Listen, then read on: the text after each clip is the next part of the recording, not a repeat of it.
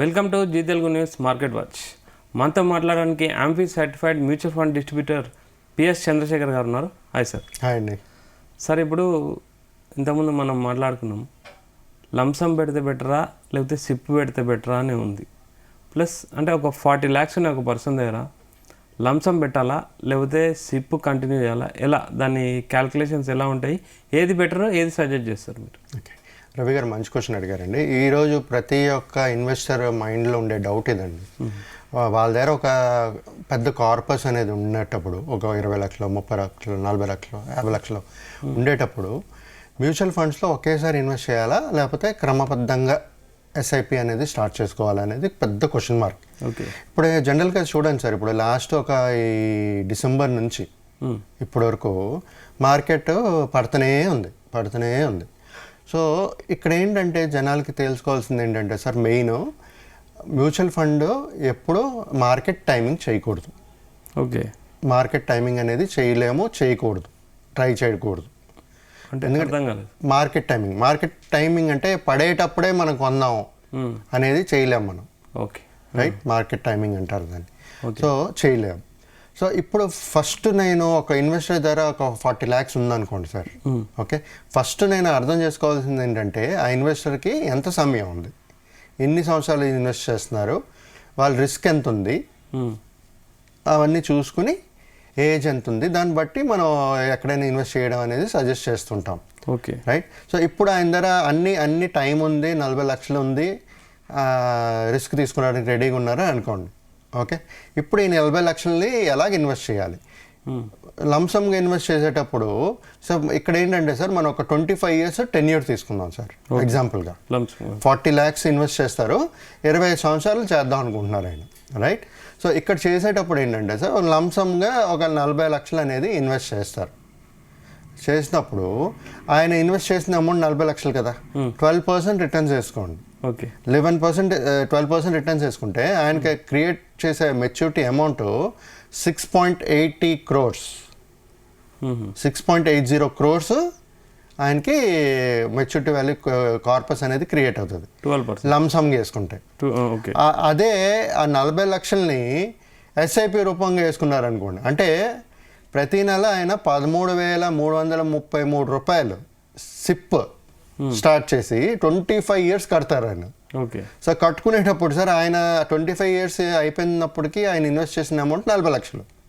Right, invested amount 40 lakhs. ఇక్కడ ఆయనకు వచ్చేది 2.27 crores.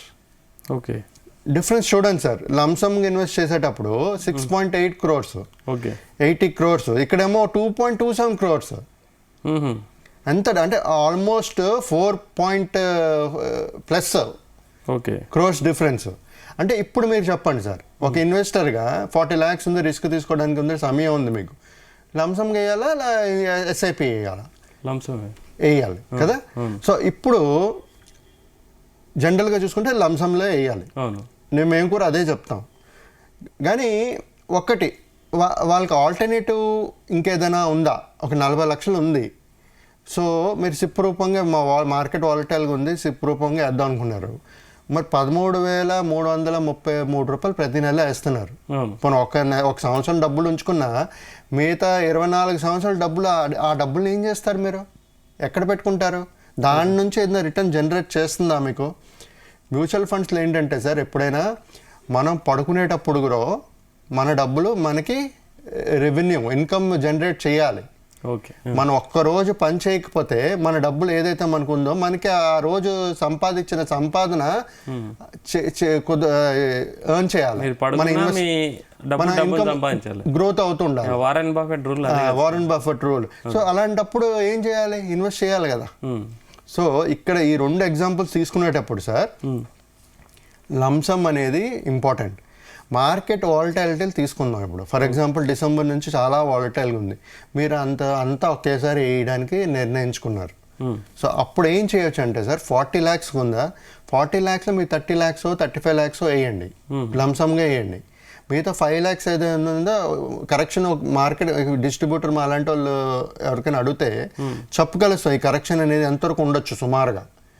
జనరల్గా ఉండేది లాంగ్ టర్మ్ ఉండదు సార్, ఇది 6 months 1 year 2 years ఉంటుంది. ఓకే. సో ఆ 1 year 2 years సిప్ ఎంతైతే కావాలో అంత వేసుకుంటూ మిగతా డబ్బులు అంతా లంసంలో వేసుకోండి. ఓకే. అదే ప్లాన్కి మీరు సిప్ కట్టుకుంటూ పోతే ఏమవుతుందంటే యావరేజింగ్ అవుతుంటుంది. మార్కెట్ రికవరీ అయ్యేటప్పుడు మీకు గ్రోత్ అనేది ఈజీగా ఎక్కువ వస్తుంది గ్రోత్. సో ఇదొక సింపుల్ స్ట్రాటజీ సార్. నేను ఇక్కడ చెప్పేది ఏంటంటే అప్పుడు మీకు ఒకవేళ భయపడుతుంటే మార్కెట్ చాలా వాలటైల్గా ఉంది కదా అనేటప్పుడు కొంత అమౌంట్ లంసమ్ వేయండి, కొంత అమౌంట్ ఎస్ఐపి అదే ప్లాన్లో యాడ్ చేస్తూ పోండి. ఓకే. సో దానివల్ల ఏంటంటే బెటర్ రిటర్న్స్ అనేది మేబీ ఆ లంసమ్ వేసేటప్పుడు 6.8 వచ్చేది, సిప్ వేసేటప్పుడు 2.7 వచ్చేది, మధ్యన వస్తుంది మనకి కొంచెం. బట్ అంటే మీ దగ్గర ఒక బల్క్ ఉన్న ఒక హాఫ్ అమౌంట్ లంసమ్, ఒక హాఫ్ అమౌంట్ చెప్పట్లేదు సార్. నేను ఇప్పుడు 40 lakhs అనుకున్నాను కానీ దాంట్లో ఒక 30 lakhs వేసేసేయండి. 10 lakhs 5 lakhs అచ్చా ఏదో ఒకటి. నాకు కావాల్సింది ఏంటంటే యాజ్ ఎ డిస్ట్రిబ్యూటర్ ఇన్వెస్టర్ నేను ఒక 1-2 years వాలటాలిటీ ఉందనుకుంటున్నాను. అలాంటప్పుడు నేను ఏం చేస్తానంటే ఒక 6 months నుంచి 1 year వాలటాలిటీ ఉందనుకునేటప్పుడు నేను ఒక 1 yearకి సిప్ స్టార్ట్ చేస్తాను. ఆ 1 yearకి కావాల్సిన సిప్ అమౌంట్ ఒక డిసైడ్ చేసుకుని అదే 25 years కానీ క్యాలిక్యులేట్ చేసుకోకలే, ఆ 1 yearకి క్యాలిక్యులేట్ చేసుకుని ఎంత సిప్ వేస్తే ఎంత డబ్బులు అవసరం ఉంటుందో అది పెట్టుకోండి, మిగతా అమౌంట్ లంసమ్ పెట్టేసేయండి. ఓకే. సో ఆ విధంగా ఒక స్ట్రాటజీ వాడుకుంటే ఈ మార్కెట్ వాలటాలిటీ అనేది కూడా బీట్ చేయొచ్చు సార్. సో ఇలాగ ఎవరికైనా లంసమ్ అమౌంట్ ఉండేటప్పుడు ఫస్ట్ మార్కెట్ బాగుందనుకోండి, పెరుగుతుందని బాగా 100% తెలిసినప్పుడు లంసమ్ వేసేయండి, ఇంకా నో థాట్. మార్కెట్ వాలటైల్గా ఉండేటప్పుడు కొంత అమౌంట్ వేసుకుని కొంత ఇప్పుడు చెప్పినట్టుగా 30-35 lakhs లంసమ్ వేసుకుని ఓ 5 lakhs సిప్ అనేది 1 year 1.5 year పెట్టుకోండి. ఓకే. సో యావరేజ్ అవుతుంటుంది, మార్కెట్ గ్రో అయ్యేటప్పుడు మన రికవరీ కూడా చాలా ఫాస్ట్గా ఉంటుంది. Okay. Thank you very much sir. Thank you Ravi గారు. ఇది సిప్ స్టార్ట్ చేయాలా లేకపోతే లంసమ్ వేయాలా, ఒక బల్క్ అమౌంట్ ఉన్నప్పుడు ఏం చేయాలనే దాని మీద మంచి క్లారిటీ ఇచ్చారు చంద్రశేఖర్ గారు. Keep watching Zee Telugu news.